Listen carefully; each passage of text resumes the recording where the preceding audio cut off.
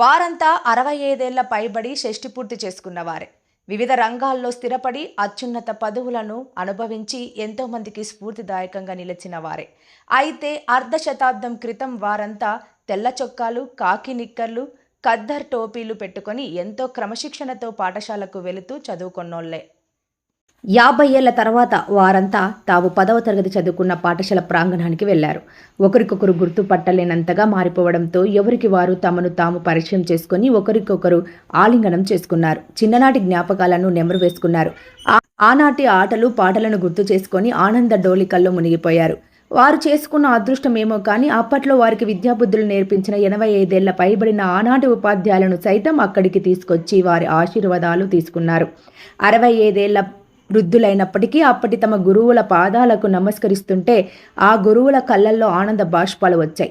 ఆనాటి విద్యార్థులు ఉపాధ్యాయుల మధ్య ఎటువంటి అనుబంధం ఉండేదో దీన్ని బట్టి అర్థం చేసుకోవచ్చు.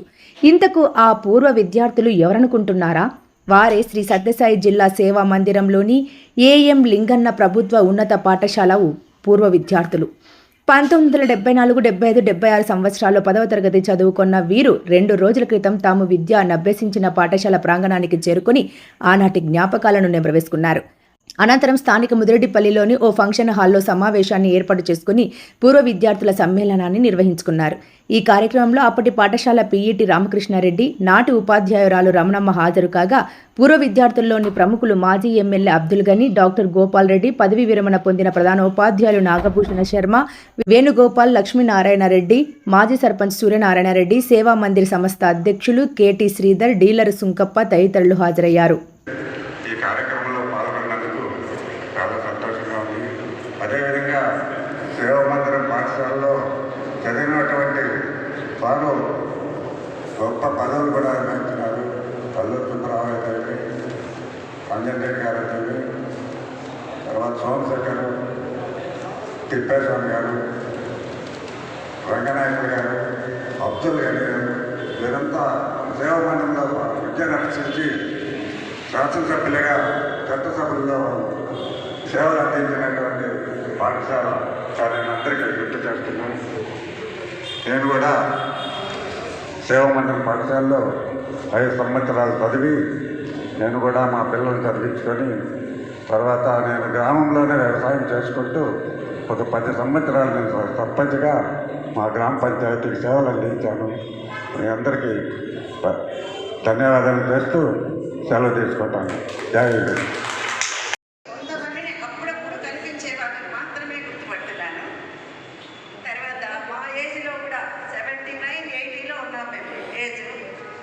మిగిలిన ఉపాధ్యాయులందరూ ఎక్కడో దూరంగా ఉండడం లేదా వాళ్ళు పరమపదించడం జరిగింది.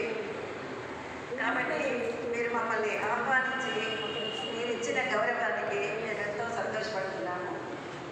పైగా అప్పటి విద్యార్థులకు ఉన్నటువంటి అభిమానం ఆ దారిలో పోతూ చాలామంది ఈరోజు ఆ రోజు అనకుండా అప్పుడప్పుడు వచ్చి దారిలోనే ఉన్నాం, అదే ఇంట్లో ఉన్నాం కాబట్టి వాళ్ళు వచ్చి మమ్మల్ని పలకరించడం, పరామర్శించడము చూసినప్పుడు నాకెంతో ఆనందం కలిగేది. మా సొంత పిల్లల్లాగా ఫీల్ అయ్యేదాన్ని. ఈ మధ్యలో మా వారికి కొంచెం ఆరోగ్యం సరిగా లేనందువల్ల ఎక్కడికి వెళ్ళడం లేదు. అంతగా బయట తిరిగే అలవాటు కూడా నాకు లేదు. స్కూలు, పిల్లలు, ఇల్లు ఈ 3 నా పరిధి. ఆ పరిధి మిమ్మల్ని కూడా కోరుతున్నాను. మరీ ముఖ్యంగా 60 సంవత్సరాలు అయిపోయినాయి కాబట్టి సమాజ సేవకు కొంతవరకు ఉపయోగపడాలని చెప్పేసి కూడా మిమ్మల్ని అందరూ కూడా కోరుకుంటూ ఈరోజు ఇంత చక్కటి అవకాశంలో మనం అందరూ కలుసుకోవడం ఎంతో సంతోషకరమైన విషయం. మీకు అందరికీ కూడా ఈ సందర్భంగా శుభాకాంక్షలు తెలియజేస్తూ నాకు ఈ అవకాశం కల్పించిన మీ అందరికీ మరొకమారు నా యొక్క హృదయపూర్వక ధన్యవాదాలు తెలియజేస్తూ విరమిస్తున్నాను.